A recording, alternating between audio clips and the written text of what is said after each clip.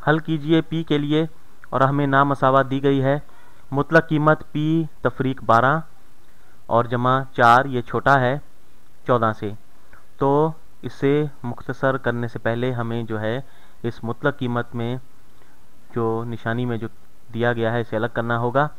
तो 4 को हम तफरीक कर देंगे दोनों जानिब इस नामसावात में, ताकि मुतलक कीमत p तफरीक 12 अलग हो जाए। तो p तफरीक 12 मुतलक कीमत इसकी, और दूसरी जानिब 14 में से 4 तफरीक करें तो 10 रह जाता है। तो p तफरीक 12 मुतलक कीमत इसकी ये छोटी है 10 से, तो ये हमारे पास एक नामसावात आ गई। अब हमने यहाँ पर मैं आपको बताऊं कि अगर इसे इस तरह हो कि मुतलक कीमत x की छोटी है 10 से, तो ये क्या होगा, यानी x की कीमत जो है वो 10 से छोटी है। तो यहाँ पर मैं 0 से शुरू करता हूँ, यूँ समझें कि ये 10 है।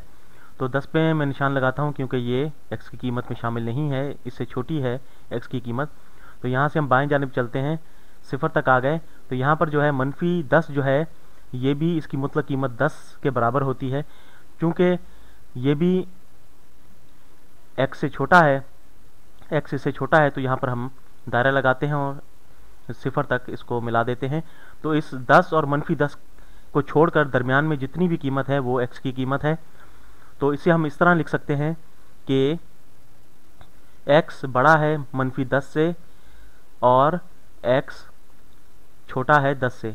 इसे हम इस तरह लिख सकते हैं, और इसे हम इस तरह भी लिख सकते हैं कि -10 जो है वो छोटा है x से और x छोटा है 10 से। ठीक, इस तरह जो है ये x की मुतलक कीमत छोटी है 10 से, उसे हम इस तरह लिख सकते हैं। इसी तरह इसी नज़रिए को हम यहाँ पर इस्तेमाल करते हुए p तफरीक 12 को अगर x समझें तो यहाँ पर भी हम इसे अप्लाई कर सकते हैं। तो -10 जो है वो छोटा है p तफरीक 12 से और ये छोटा है 10 से। तो इस नामसावात को हमने इस तरह तब्दील कर लिया इसमें। अब जो है हम इसे p को अलग करने के लिए हमें -12 से छुटकारा हासिल करना है। तो 12 जमा कर देते हैं तीनों जानिब, तो ये हो जाता है -10 में से हम 12 जमा करेंगे तो हमारे पास -2 रह जाएंगे। ठीक, और ये छोटा है, यहाँ पर 12 -12 के साथ ख़त्म हो गया तो p रह गया, ये छोटा है 10 जमा 12 ये 22 हो जाते हैं। ठीक, तो p जो है वो 2 से बड़ा है और 22 से छोटा है। ये हमारे पास p की कीमत आ गई। अब जो है इसे हम नंबर लाइन पर बनाते हैं। यहाँ पर देखेंगे ये 2 है और ये 22 है। ठीक, और 0 यूँ समझे कि यहाँ पर कहीं है। तो चूंकि p की कीमत 2 से छोटी है और 2 के बराबर नहीं है, तो हम यहाँ पर दायरा लगाते हैं, 2 इसमें शामिल नहीं है। और इसी तरह जो है 22 भी जो है वो बड़ा है p से, 22 p के बराबर नहीं है, इसलिए यहाँ पर भी दायरा लगाते हैं। इन 2 और 22 के दरमियान जितनी भी कीमतें हैं इनको छोड़कर वो सब p की कीमत हैं। तो यहाँ पर देखें कि अगर हम इनमें से दरमियान से कोई भी कीमत लें तो उसे अगर इस नामसावात में डालें तो जवाब बिल्कुल सही आना चाहिए।